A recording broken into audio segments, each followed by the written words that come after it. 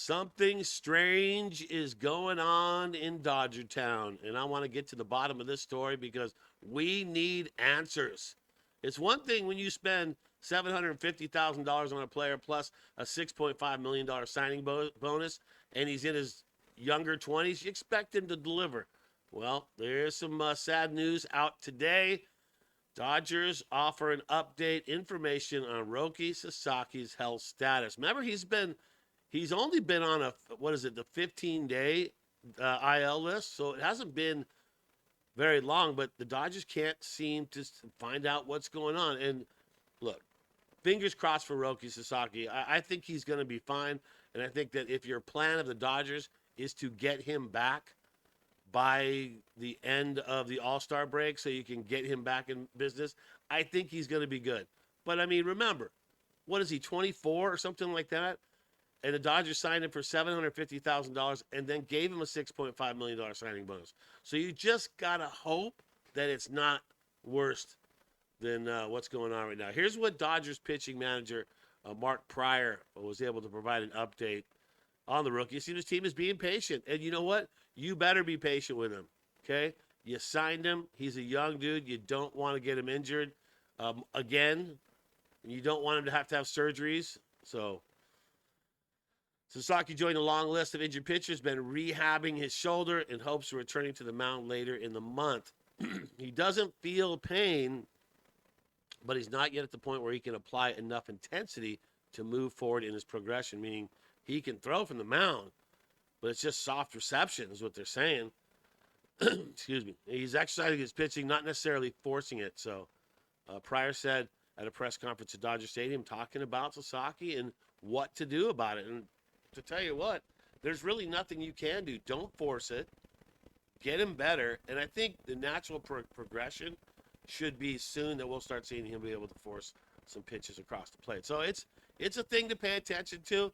Fingers crossed for a return after the All-Star break. And you just definitely don't want to see that, especially after losing Snell and Glasnow and Sasaki, all three of those starters. That's just a tough one to deal with. All right, some of you saw this the other day when the Dodgers secured the win against the Padres. Shohei winced in pain. Remember when he pulled off a triple, slid into third base, and then jumped up and was looking like he was a little in some pain because he was kind of hopping around.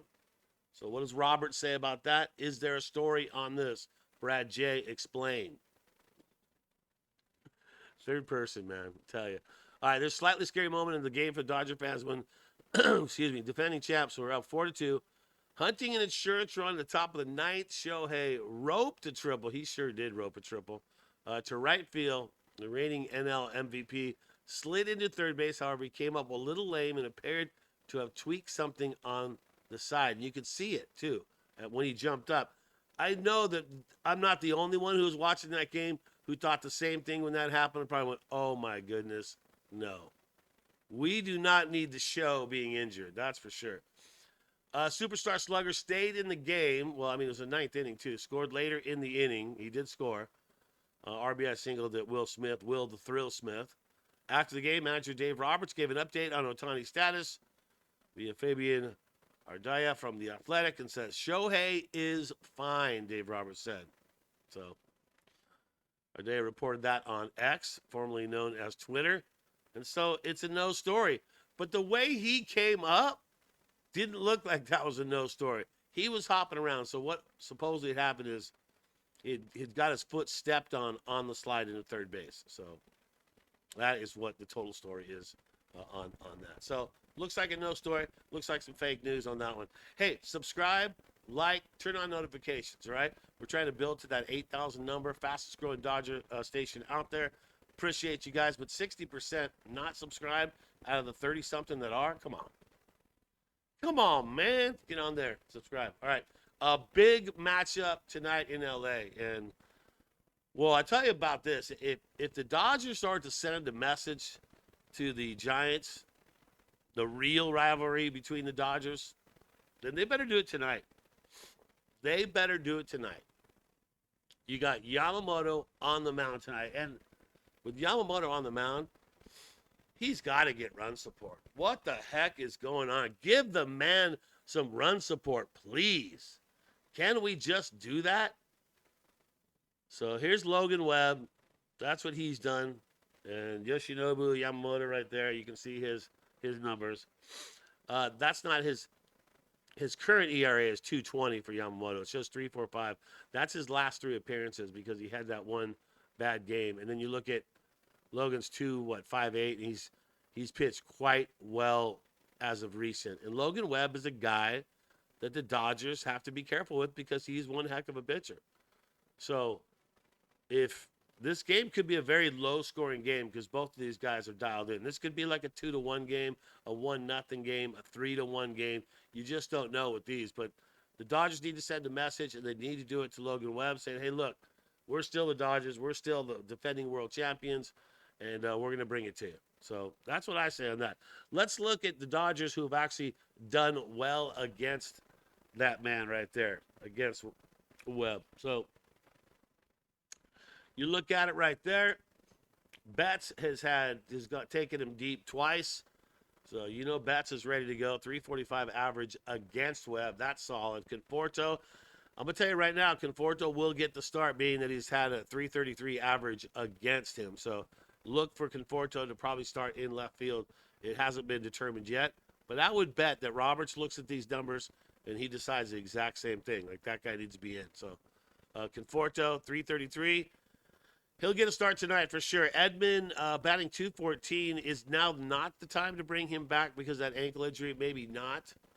And he doesn't hit him that quite well anyways. But then you got Freddie, who can crush him, 378. Kike, I'll bet you Kike gets a start. I don't know where they're going to start Kike, but I feel like since he's batting 571 against Webb, I would think they're going to find a position to put him in. Teo batting 167 against him. Maybe Teo gets a break. Who knows, right?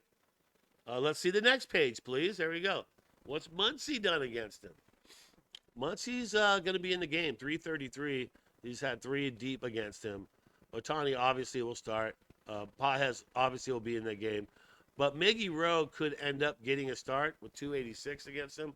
I just wonder what the deal is with Smith here. Does Smith get the start over Rushing? I would think so.